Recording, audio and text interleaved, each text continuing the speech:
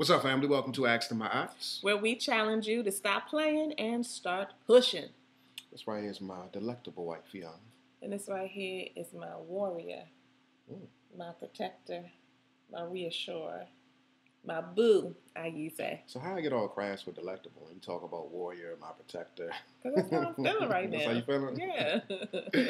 Hey, what's up, y'all? We got a letter that came in, actually an email that came in, where the sister was asking about how does she rekindle the fire in a relationship. She spoke about the fact that they've been in a relationship for like 13 years now, and as a result of being in a relationship, they've kind of gone through the ups and the downs, and now they're just disconnected. So she wants to know, how do we get this fire back in our relationship? Because sometimes she wants to press up on him, but he don't want it. Sometimes she thinks that he's trying to make it in advance, and she ain't necessarily in a mood. So she wants to know, how do we get the fire back? Because it feels like it's fizzling out. But let me just say this. We've been married for 13 years. So, so in some degree we can relate, but we've been together for like 20 years now. And what I'll say is that over the course of this 20-year period, you do experience ebbs and flows. So let me just normalize that. It's not always up. You're not always on the mountaintop. You experience those peaks, those valleys, and it's just normal. It's a normal part of relationships. And just to normalize it even more, over this past week, we've had some relationship strife. We've had some difficulty, some challenge, some beef, for lack of a better word. And, in that experience, and we're going to teach y'all how to do this too, because in that experience, we actually, we've minimized the beef time. And we've managed to, figure out a way to actually condense it and then, get through it really quickly. Sometimes people be having beef that's like lasting for years. But we've actually... Weeks. Yeah. So we know how to experience it and then press forward and get through it. But one of the things that we do, y'all, to assist us in that time period when we're experiencing some difficulty and some tension, one of the things that I do, so we'll just alternate. I'm going to say something that I did over the course of this past week, and you do the same thing. And we'll give y'all 4 things that we've done. To connect, to stay connected and to keep the fire burning. Yeah. Over the course of this past week, one thing my boo did for me, that I was really feeling is, I'm getting in the shower. I think I might have worked out. I don't know what I was doing, but I got in the shower. But that's like my ritual, my routine, just to hop in the shower, because I really love just the steam, and it's my meditative space. So I'm in the shower, and I look to my left, and I'm looking on the shower door. And I see a message on there from my beautiful and lovely wife. Oh, you like that? Yeah. It said Ayize and Aiyana, and was a heart drawn around it. So something like that. It's real simple, but it definitely gave me some sense of satisfaction, because what it's saying to me is that my woman is thinking about me. My wife, she loves me, and she's caring about me. She's concerned about me, and I'm just on her mind.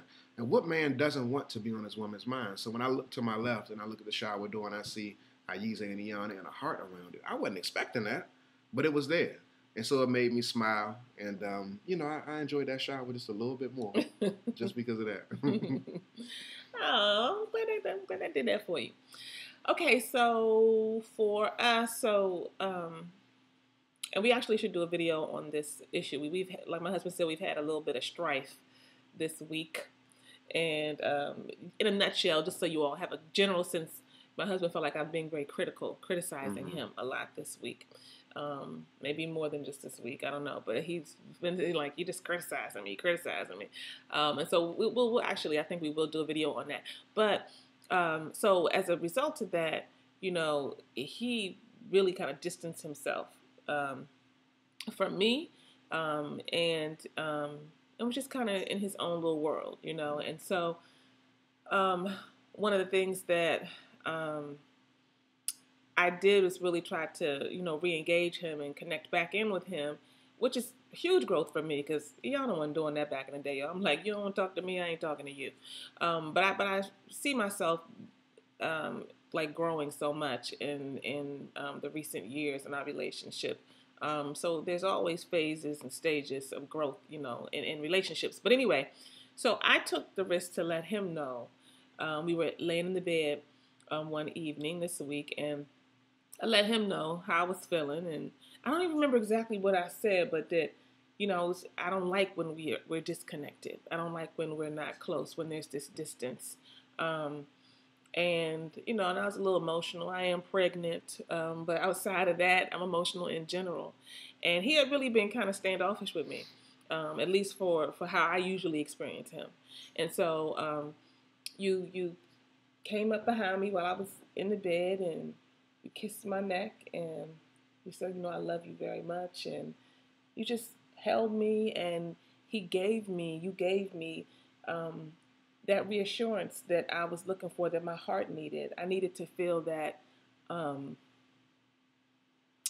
I needed to feel that warmth, and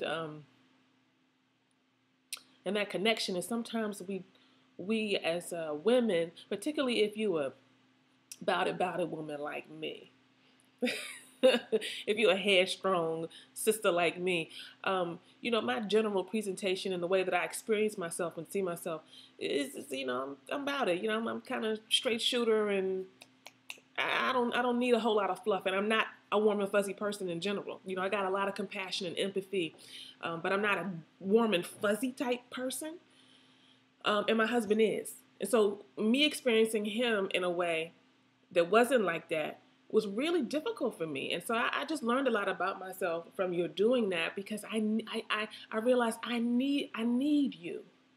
And I not only need you, but I need to feel love. Don't we all need to feel love? I need to feel that warmth. I need to feel that connection. And and he was like, I think, I think I got a little weepy or whatever. And he was like, "You crying, boo?" He was like, "It's just been 3 days, over 3 days." I was like it's been 3 years. You haven't, given me no strong hug or embrace or kiss me or told me you love me. And so you gave me what it is that I needed in that moment. And it just filled up my soul. And I just really felt like, wow, I just learned myself in a new way. I saw myself in a different way, because I was like, dang, that did a lot for me. I really needed it. And so I just really appreciate that you came outside of what we were dealing with and what we were going through. And ultimately, it's because I came outside of what we were dealing with and what we were going through in that particular situation, because you wouldn't have known what I needed if I didn't tell you. And back in the day, I didn't tell you. We just stay in that situation. But I told you, and then you came with it, So I thought that really stands out to me from this week. Yeah, that leads me to another point. You coming outside of your comfort zone, because we definitely in an awesome space, but probably around about like maybe even 20 or 30 minutes ago, my wife, she did something which she's done before, but I've never necessarily made it a point to point and process what it is that you do and how I appreciate it. But I'm sitting on the couch watching the replay of the Republican debate, and my wife, she comes over and she sits on my lap. So you sat on my lap. Mm-hmm. And you had me rubbing your belly, and you were just looking at me. And so in that moment and in that experience, it's you pursuing me, you pursuing connection. And far too often, just, me or just men in general, we're not necessarily the ones who are used to being pursued. We are oftentimes the ones who are chasing, and oftentimes the ones who are getting rejected. Mm-hmm. And so when you step outside of your comfort zone and you take a risk and you come sit on my lap, that's something that just fosters the connection. It helps to intensify the bond that we have between each other. So I appreciate when you do that, when you sit on my lap, when you come and make it an intentional moment to connect with me, because, that's letting me know that you love me and that you riding with me, you down for me, whatever. Mm-hmm. And right. So I love you for that. And that's something that, y'all can do. Just be intentional about that. Anything else that you got? That's my. I'm like, well, I got some other stuff that I know that I was doing this week. That I was trying real hard. My baby had me working hard, but I'm supposed to be talking about stuff you did. Exactly. So. Yeah. What did I do?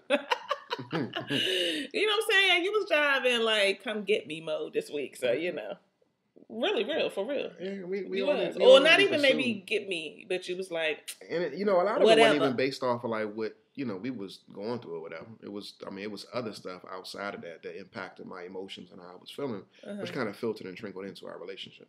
Oh, okay, okay. But I'll say one thing that I've always really appreciated and admired about you, and I've benefited from greatly, is the fact that my husband is a true partner, and he's a true partner in that no matter what we're dealing with and what we're going through, I mean, we got 4 kids and we got number 5 on the way. We have different things that we have to get done. We run in a business. We have so many responsibilities and so many tasks.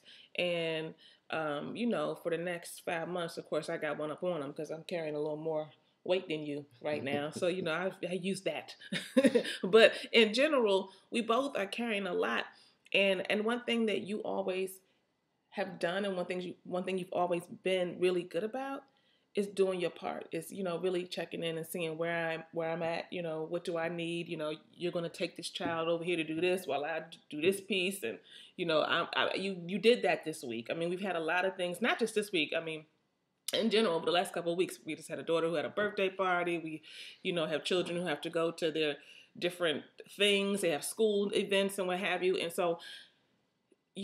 Any brother out there listening right now who doesn't understand the weight women feel, having to manage the family calendar, having to manage your life, your career, your work, whatever your activities are in the community, usually, it's not always the case, but usually the woman is managing all of that in terms of how all of that stuff is playing out. But then when she got to carry and implement it all too, well, that weight is really, really, really hard. It's really difficult. And so it's great to have a partner. And so that, for me, translates into love.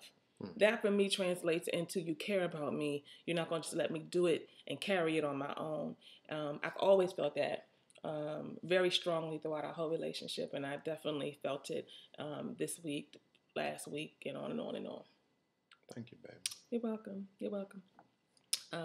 So I think we'll just wrap up by saying this.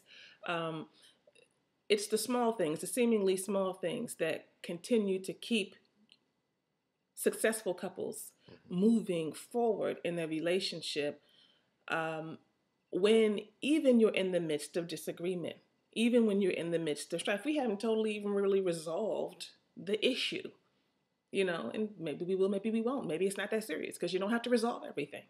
But at the end of the day, it's the small things, and the small things are never really that small, because it takes great courage and great women and great men to be able to step forward and be vulnerable, to be able to step forward and sacrifice, to be able to step forward and show love and do all of the things that we just talked about in the middle of being annoyed, in the middle of being pissed off, and in the middle of not really liking the person that you are committed to. So, are you about it? Are you down? Are you willing to stop playing and start pushing? It's never, never, ever, ever as easy as we make it sound, but it's always worth it. At the end of the day, you just gotta stop playing, y'all, and start pushing.